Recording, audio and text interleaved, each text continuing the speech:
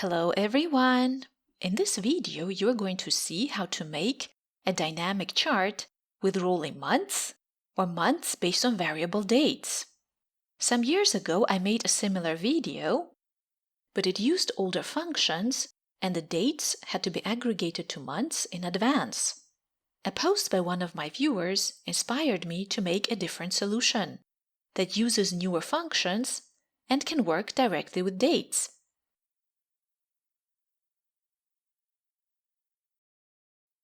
My source data shows the daily sales of a certain product. Let's convert this data range to a table by clicking in it and pressing Ctrl and T together. Change the table style.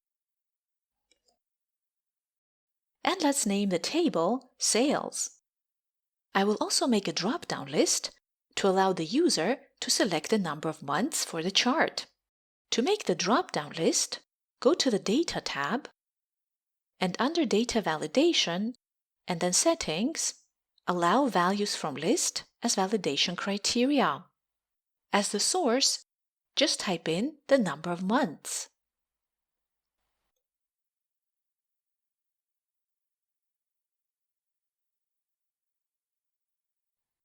The chart is going to display rolling months, so the dates need to be grouped. I'm going to do this using the function GROUPBY. For the rolling months, I need something to group the dates by that is common for every single day of the month and can be sorted from earliest to latest. So just the month name is not going to help. So I will use the end of the month given back by the EOMONTH function. The first argument of this function is a date, and the second is the number of months to move forward or backward, with 0 for the current month. The result of this function is a date as a serial number.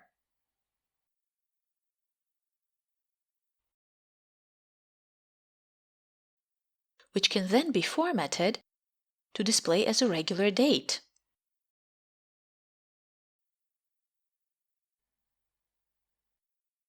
I don't want to use a helper column in the table, so I'm going to use this function in my main formula. For the chart, you will need a single spelling formula. I'm going to start the formula with the function let. The sole purpose of this function is to make the formula more readable, because it is used to define names to store intermediate calculations. The first name or variable will be month end, which will represent the end of the month for each date. So instead of a helper column, I'm going to have an array of month-end dates directly in the formula. But the EOMONTH function has to be used with a trick. This is an older function, which is not a dynamic array function, and it expects a single value as its first argument, not a whole column.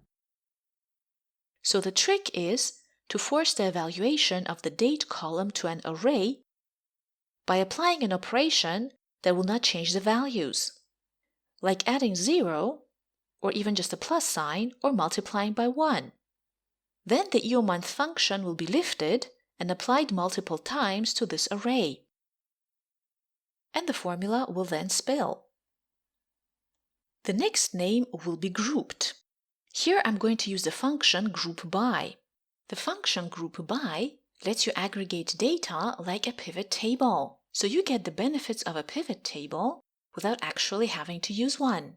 As row fields, I will use month end, which was defined in a previous step. The values to be grouped will be the sales units. The function will be sum, no headers, no totals, and as sort order I will specify 1, which stands for the first column, and I have 2, the month end dates and product sales units. A positive number means ascending order. The last argument of the function let is going to be the final calculation. Here, the function take is going to return the number of months specified in the cell F3 backwards from the end of the array given back by the GROUPBY function in the previous step. A negative number as the second argument of the function take means that we're moving backward.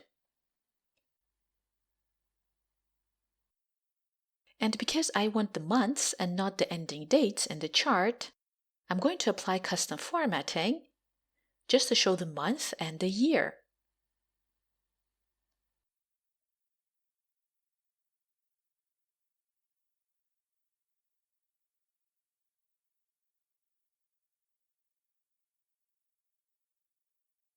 To apply the dynamic chart, just click on the cell in the spill range and press Alt and F1.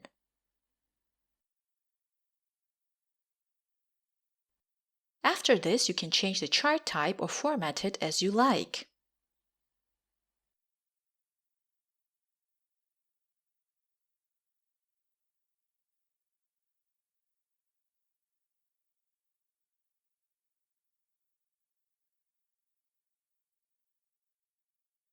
What if there is new data? I will just copy the data for August and paste it under the table. The table will get extended automatically.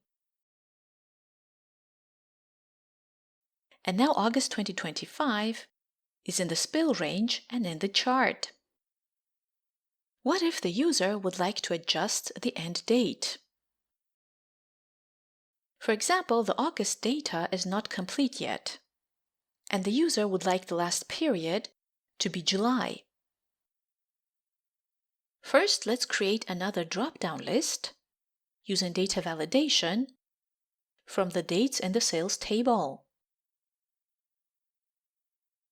Because we're referencing cells that are part of a table, if new data gets added later, the list of dates for the drop-down will be updated automatically.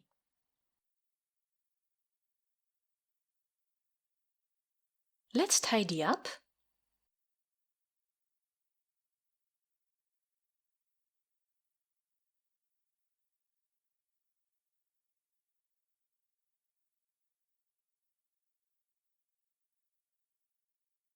In this case, I need to add one more argument to the GROUPBY function. The function GROUPBY in the formula needs a filter array argument. So I will define another name, which will represent the dates less than or equal to the date selected in the cell F6.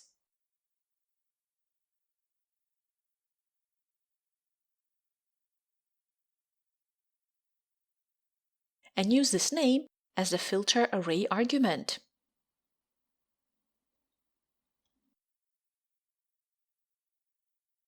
Let's change the end date, for example, to 30th November 2023.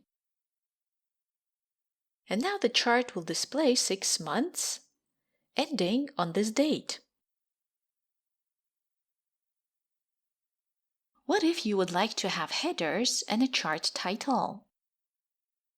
In this case, we need to adjust the formula. I'm going to name the part of the formula with the function take as rolling months.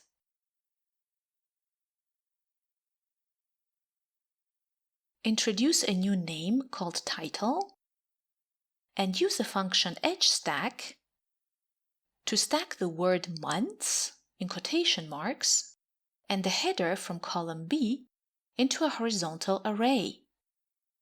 As the final calculation, I will use the function vStack to stack the title on top of rolling months into a vertical array.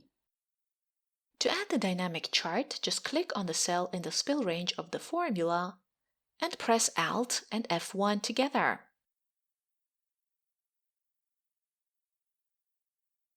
Change the chart type and format the chart.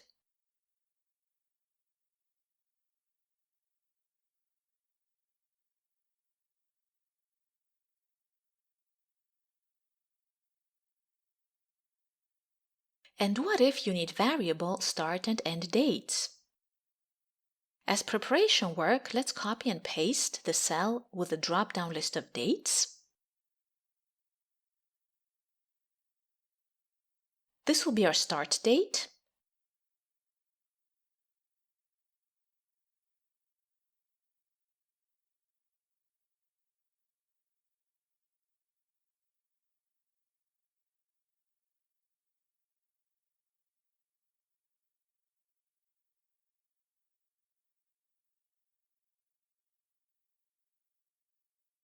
We will have to adjust the formula the following way.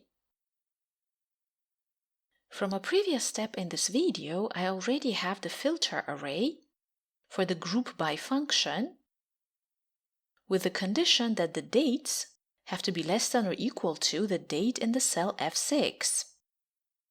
Now I need an additional condition that the dates also have to be greater than or equal to the date in the cell F4.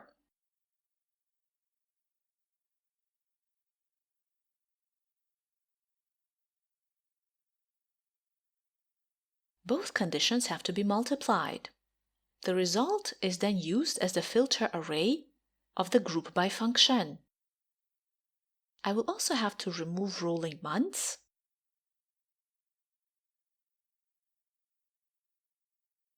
and stack the title directly onto the result of the GROUPBY function.